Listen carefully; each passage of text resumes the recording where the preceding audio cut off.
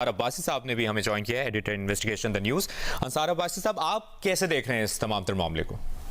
देखें, मैंने अभी ये लेटर पढ़ा है जो प्रेसिडेंट साहब ने लिखा है लेटर, और मैं थोड़ा सा डिफर करूंगा हाफिज एहसान साहब से। मेरा ख्याल है जो लेटर लिखा है कि ये सजेस्टिव है, इसमें कोई उन्होंने मतलब है कि ऐसे नहीं कहा कि ये इलेक्शन आपने एक डेट मतलब 6 नवंबर को आपने इलेक्शन करवा देने हैं, बल्कि उन्होंने ये कहा कि 90 दिन के अंदर इलेक्शन होने चाहिए। यही उस लिहाज से मतलब है कि ये डेट बनती है। लेकिन अदरवाइज देखें, उसमें उन्होंने कंसल्टेशन की बात की और उसमें उन्होंने ये कहा है इलेक्शन कमीशन ऑफ पाकिस्तान को कि वो प्रोविंशियल गवर्नमेंट्स, और उन्होंने ये बात कही है कि प्रोविंशियल गवर्नमेंट्स का क्या व्यू पॉइंट है, फेडरल गवर्नमेंट का क्या व्यू पॉइंट है, और वो वही वाला पॉइंट ऑफ व्यू है यही कि जी इलेक्शन 90 दिन में नहीं हो सकते। ये बात प्रेसिडेंट ने लिखी है और फिर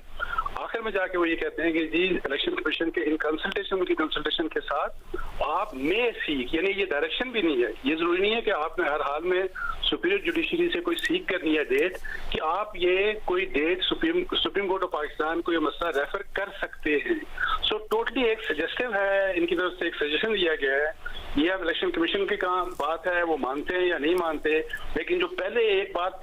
कही जा रही थी ना कि प्रेसिडेंट साहब एक डेट दे देंगे जी कि इस डेट को आपने इलेक्शन कराना है,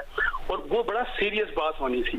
उससे एक बड़ा सीरियस एक पॉलिटिकल क्राइसिस, एक कॉन्स्टिट्यूशनल क्राइसिस पैदा होना था, लेकिन उस तरह की चीज कोई भी नहीं आई। और मेरा ख्याल है कि जो हालात जिस किस्म के पाकिस्तान के हैं और जिस किस्म के प्रेशर्स हैं जो प्रेसिडेंट अलवी साहब के ऊपर अपने हैं, उनके ऊपर ज़्यादा डिफरेंट, आपको पता है लॉयर्स की तरफ से भी प्रेशर्स हैं, उनके ऊपर अपनी पीटीआई की तरफ से उनके ऊपर बहुत बड़ा प्रेशर है, उन्होंने लेटर भी लिखा। सो एक उन्होंने सिंपल एक लेटर लिख दिया जिसकी मेरी जाती राय में कानूनी लिहाज से कोई उस लिहाज से बाइंडिंग भी नहीं है, ना इलेक्शन कमीशन ऑफ पाकिस्तान के ऊपर, और कोई ऐसी हैसियत नहीं है कि प्रेसिडेंट साहब ने कह दिया इसको हिदायत ना समझा जाए, इसको सजेशन समझा जाए सदर की जानिब से। नहीं, लिखा है उन्होंने कहीं भी ये डायरेक्शन नहीं दी, कहीं भी उन्होंने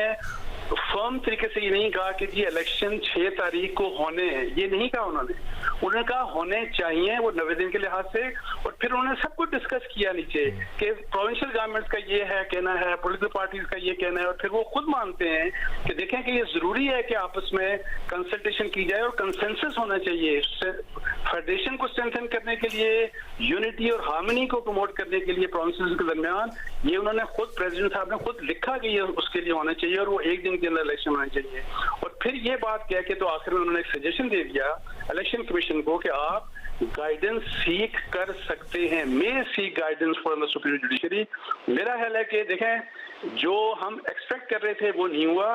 और इसमें I don't see any abrogation. हम एक तो बात ये है कि अनफॉर्चुनेटली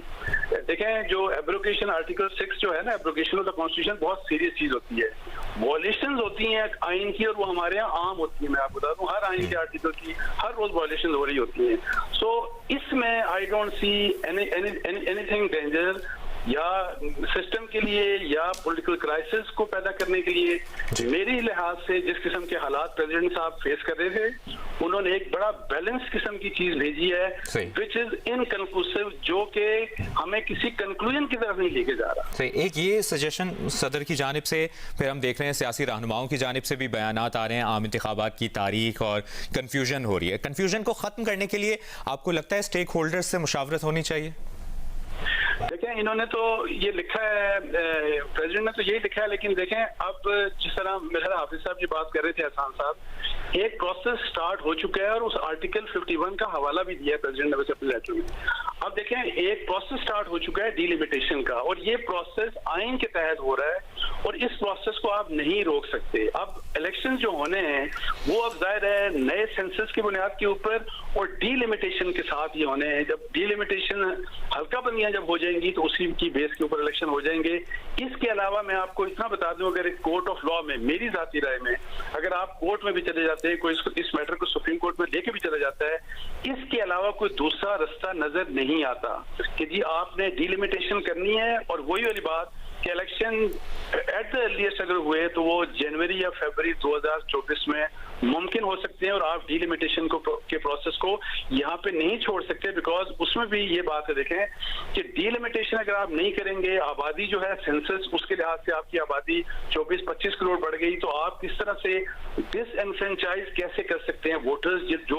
जो लोग जिनकी उम्र आ गई, जिन्होंने वोट डालना है, जो कि सेंसस के लिहाज से, तो आप उनको महरूम कैसे कर सकते हैं वोट डालने में, और उनकी तादाद थोड़ी नहीं है, बहुत बड़ी तादाद है। तो इस लिहाज से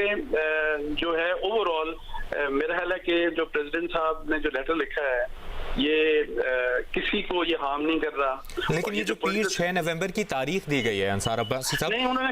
लेकिन उसमें देखें, मैं आपको पढ़ के सुना देता हूं। देखें उसमें क्या लिखा है। उसमें ये लिखा है कि the general elections to the National Assembly should be held by, अब देखें उन्होंने लिखा है कि शुड बी हेल्ड होने चाहिए, मतलब है कि होने चाहिए। उन्होंने कहा कि होने चाहिए by the 89th day of the date of, उन्होंने देखें वो दिन गिने कि जिस दिन असेंबली डिसॉल्व हुई उसके 89 डे क्या बनते हैं, 6 नवंबर। उन्होंने कहा कि इस डेट को तक इलेक्शन होने चाहिए, और उसके बाद उन्होंने सारी बहस की है। उन्होंने बहस वही वाली बात की है कि जी कॉन्स्टिट्यूशनल ऑब्लिगेशन क्या है, चीफ इलेक्शन कमिश्नर की क्या ऑब्लिगेशन है, ये सब कुछ। और उन्होंने, वैसे आप देख रहे हैं कि यहाँ पे तो इस लिहाज से ये जो है कि उन्होंने, लेकिन ग्राउंड रियलिटी तो ये है ना, हल्का बंदियों का मामला है, और हल्का बंदियों का मामला जब तक हल नहीं होता, इसका जिक्र तो नहीं किया उन्होंने। नहीं देखें, नहीं उन्होंने जो आर्टिकल्स नीचे लिखे ना, देखें उन्होंने आर्टिकल्स का जिक्र कर दिया ना। उन्होंने जो आइन के आर्टिकल्स का इस वक्त डिस्कशन जिनके ऊपर हो रही है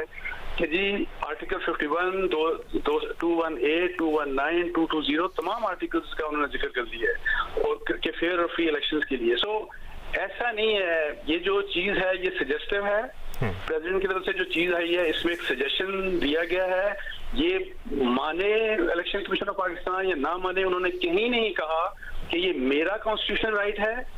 कहीं भी प्रेसिडेंट के लेटर में आप देखें उन्होंने ये नहीं कहा कि ये मेरा कॉन्स्टिट्यूशनल राइट है और मैं ये कोई डेट दे रहा हूँ, ना उन्होंने कॉन्स्टिट्यूशनल राइट की बात की, ना वो डेट की बात की। सो इस लिहाज से मेरा ख्याल है कि कोई इसके इतने I don't see any serious consequences. और इलेक्शन कमीशन का क्या आप रद्द-ए-अमल एक्सपेक्ट करें इस खत के बाद, क्योंकि उन्होंने जिक्र किया है कि चीफ इलेक्शन कमिश्नर ने जवाब में बरअक्स मौक़िफ़ इख्तियार किया कि ये इलेक्शन कमीशन का इख्तियार है, ये जो उन्होंने खत में बात की है। देखिए उन्होंने ये कहा कि इलेक्शन कमीशन का ये इख्तियार है, उन्होंने कहा फेडरल गवर्नमेंट का भी यही पॉइंट ऑफ व्यू है, उन्होंने कहा कि प्रोविंशियल गवर्नमेंट्स का भी,